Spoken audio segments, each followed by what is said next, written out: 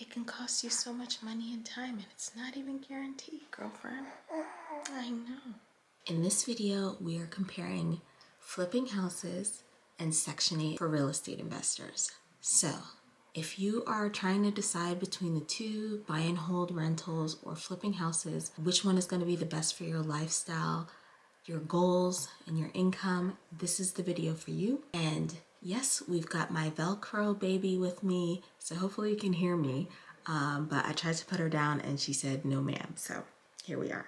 And before we jump in, if you are ready to build wealth with long-term rentals and Section 8 investing, go ahead and download my free Section 8 investing quick start guide in the description box below.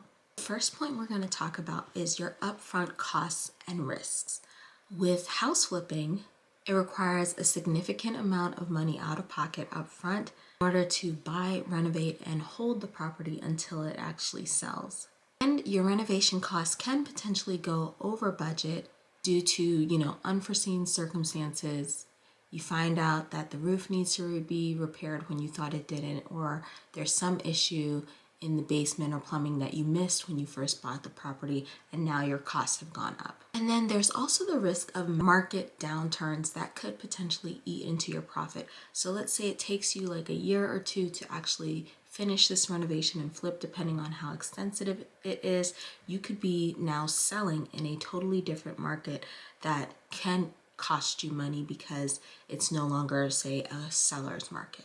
Now, when it comes to the upfront costs with Section 8 rentals, your biggest upfront cost is going to be your down payment. And you can use financing strategies like an FHA loan if you're a first-time home buyer.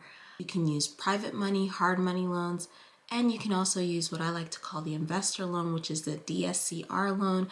And that is a loan that is based on the ability of the property to actually make an income, make a profit from rents versus your income. So it's a no-doc loan. They don't require your W-2 statements or that you have perfect credit. Section 8 rentals, your repairs are usually a lot less than, say, if you're flipping a whole house, because your repairs are only going to be focused on making it nice enough to meet the housing authority standards and, of course, attract the high-quality tenants that you want with your Section 8 rentals. So that will cost you most of the time a lot less than a major flip would. And with Section 8, of course, the guaranteed rent that you're going to get every single month from the government through your local public housing authority is going to mitigate the risk that you would come with any long-term vacancy or holding costs that you would have when you're flipping a house. The next thing you want to consider is your income potential and income consistency. So when you're flipping a house, the income potential is extremely high when it sells.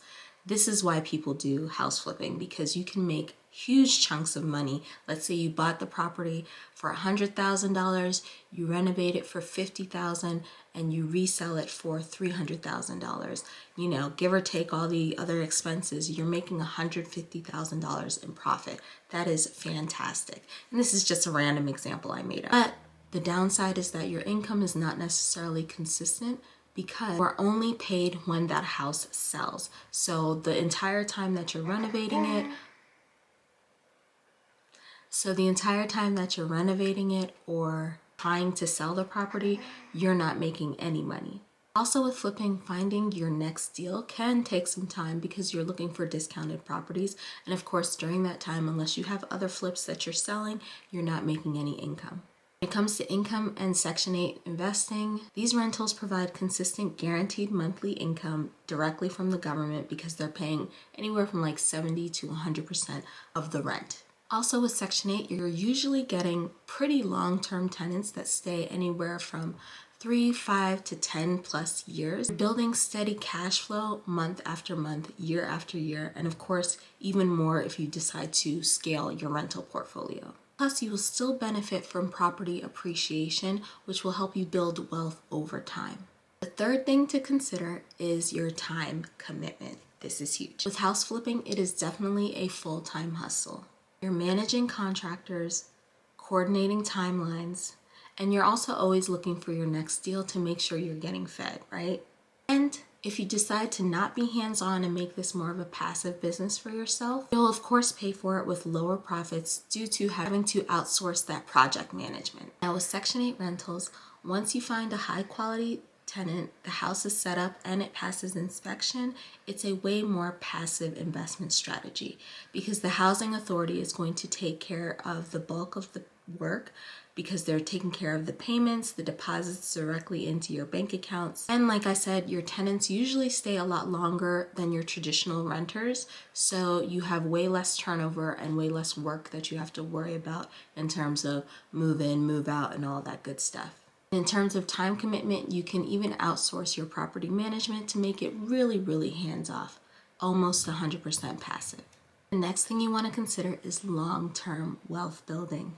Now, house flipping is great for short-term cash. Like I said, you can really make bank. But flipping in itself does not build wealth because once the house sells, you're back at square one. You need to get another deal and start the process all over again. You're also not getting the long-term appreciation and tax benefits that you would get with a buy and hold rental.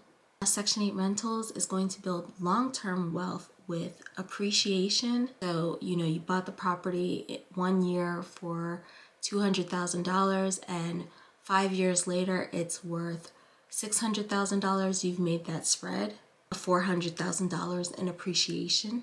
You're getting tax advantages for owning this property long-term. And of course, you're making passive income cash flow every single month that you can use to cover your bills, your expenses, your lifestyle, eventually maybe your giving, and your legacy that you can pass on to your little children. And each rental you acquire adds to your rental portfolio, which helps to grow your financial stability over time. And again, if you want help learning how to get started with Section 8 real estate investing, go ahead and get the free quick start guide in my description box below, and it's perfect for both current landlords and new beginner investors who are looking to get started. So which one is better, flipping or Section 8 real estate investing? Honestly, it's going to depend on you and your goals. If you want huge quick cash injections, house flipping is probably going to be your better bet.